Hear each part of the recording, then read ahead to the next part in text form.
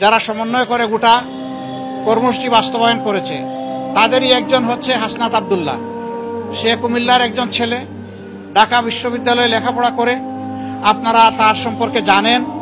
গতকালকে একটা বাহিনীর কিছু লোকেরা তারা প্রতিবাদ করতে এসে সমস্ত আইন কানুন ভঙ্গ করে গায়ের জোরে তারা সেক্রেটারিয়েটে বা সচিবালয়ে ঢুকে পড়েছিল। তাদের উদ্দেশ্য খারাপ ছিল, সেখানে ঢুকে গালিগালাজ, উচ্ছৃঙ্খল অবস্থা সৃষ্টি করা, এরে ধরো ওরে মারো, এই ধরনের অবস্থা তারা সৃষ্টি করেছিল।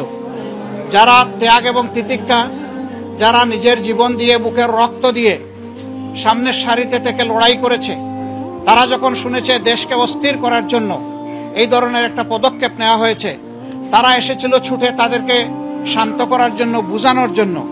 এই যারা দরদ নিয়ে তাদের পাশে এসেছিল, এই লোকগুলো, এই বাহিনীর লোকগুলা তাদের গায়ে হাত তুলেছে, তাদেরকে মারধর করেছে।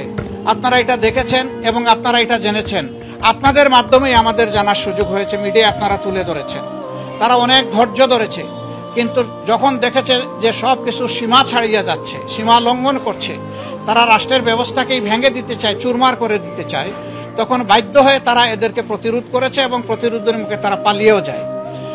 ওই সময়টাই তারা হাসনাত আব্দুল্লাহ সহ আরও অনেকের উপরে হামলা করে। এখানে চিকিৎসাধীন কমপক্ষে 3 জন আছেন যারা গুরুতর আহত হয়েছে। আমরা দেখতে এসেছিলাম। 2 জনকে অস্ত্রোপচারের জন্য ওটিতে নেওয়া হবে, এই জন্যে ডিস্টার্ব হবে জেনে আমরা ওইদিকে যাইনি। আমরা শুধু হাসনাত আব্দুল্লাহকেই দেখে এসেছি।